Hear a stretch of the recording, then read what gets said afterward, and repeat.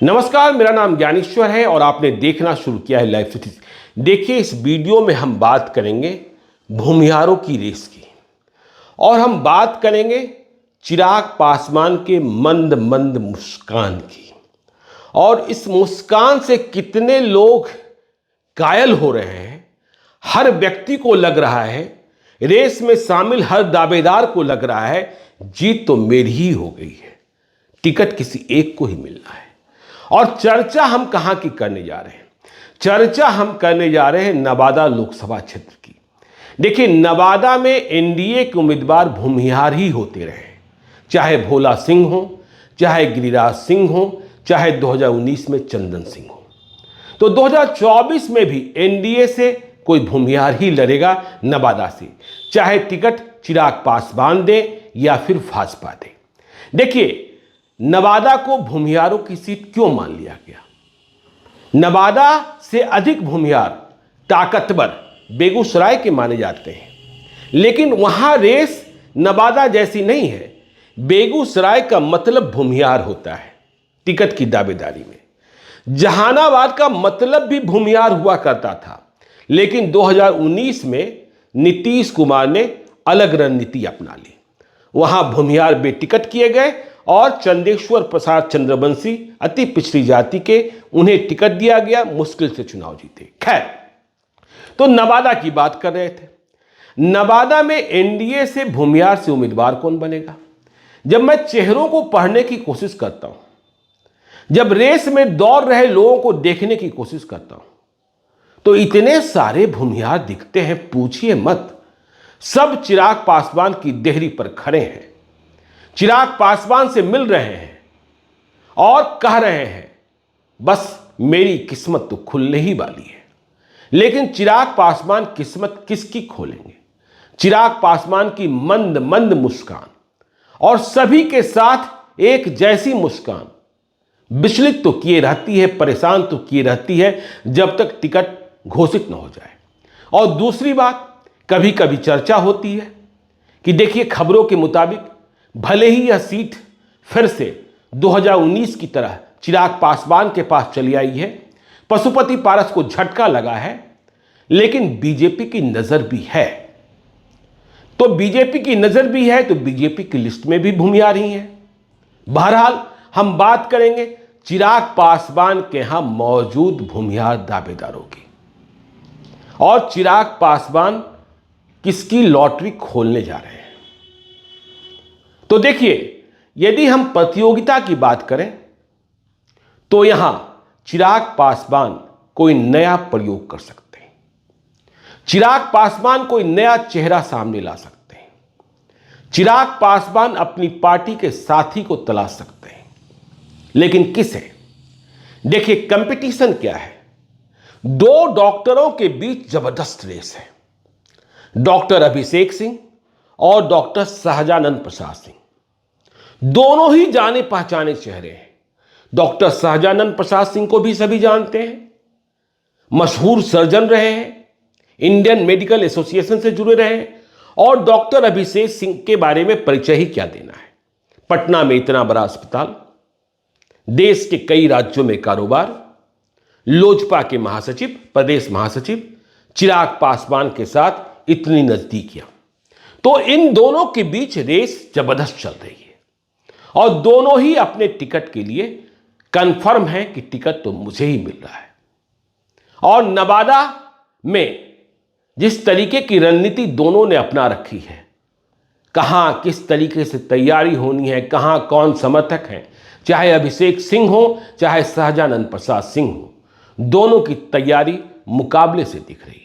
तो ऐसा नहीं है कि मुकाबला सिर्फ डॉक्टर सहजानंद और डॉक्टर अभिषेक के बीच ही है।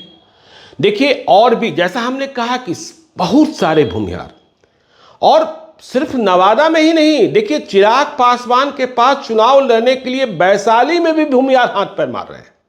तो नवादा की चर्चा कर रहे थे, अभिषेक सिंह और सहजानंद सिंह। अरुण कुमार, जहानाबाद के पूर्व सांसद, वे भी चिराग पासवान के साथ ही हैं ना। कितने वरिष्ठ हैं, चिराग पासवान कितनी इज्जत देते हैं।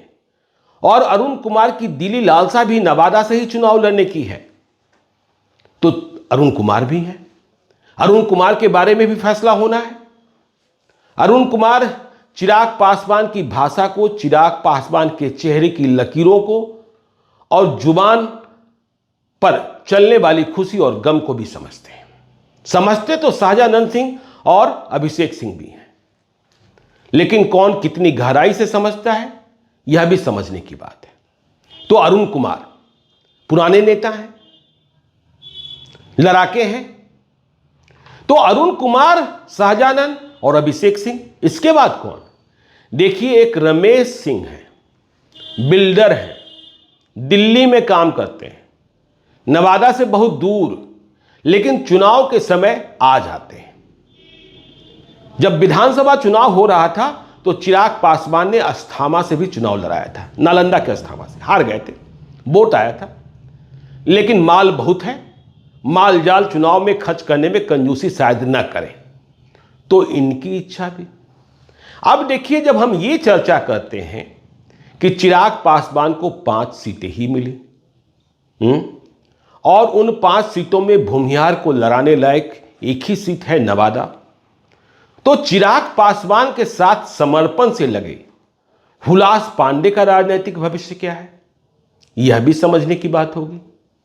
तो रेस कितनी लंबी होती जा रही है, और इस रेस को ऐसे समझिए कि जो कई लोग कह रहे हैं कि यह सीट बीजेपी भी चाहती है, तो बीजेपी चाहती है तो बीजेपी के पास इस रेस में दौड़ने वाले कौन कौन है? तो देखिए, सबसे पहला नाम आता है डॉक्टर विवेक ठाकुर का, सीपी ठाकुर के बेटे का। राज्यसभा के सांसद हैं, लेकिन नवादा में तेज दौड़ रहे हैं, और वे लोगों को बताते हैं कि नहीं, मुझे दिल्ली से कहा गया है, नेतृत्व ने कहा है कि जाकर नवादा में काम कीजिए। तो विवेक ठाकुर भी दौड़ रहे हैं। अब देखिए, हिसुआ के पूर्व विधायक अनिल सिंह, भाजपा के, उन्हें भी इस बात का इंतजार है कि अमित शाह की कृपा तो उन्हें ही मिलने वाली है, यह सीट लोजपा के नहीं बीजेपी के खाते में रहेगी। तो अनिल सिंह भी इंतजार कर रहे हैं, ये भी जाति से भूमिहार है। देखिए, हमने आपको प्रारंभ में ही बताया कि नवादा की तरह रेस बेगूसराय में नहीं है।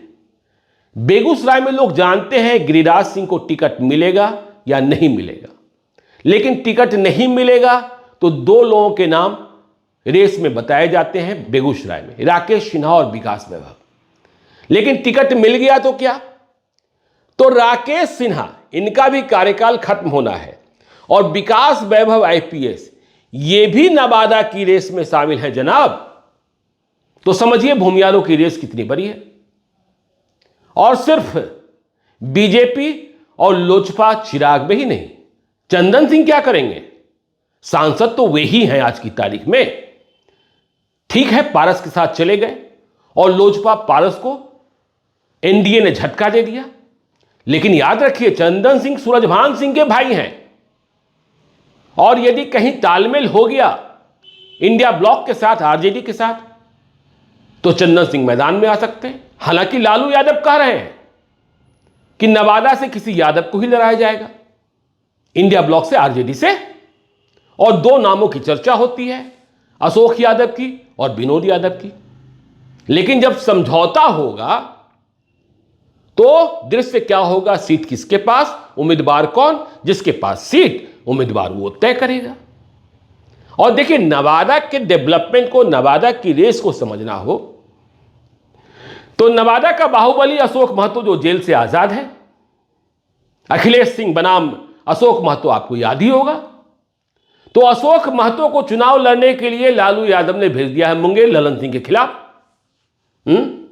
अब अशोक महतो शादी भी कर रहा है, क्योंकि स्वयं चुनाव नहीं लड़ सकता। 1-2 दिनों में शादी हो जाएगी, पत्नी को टिकट मिलेगा, नई नवेली पत्नी को। तो अशोक महतो का आरजेडी से चुनाव लड़ना नवादा में चुनाव को प्रभावित करेगा।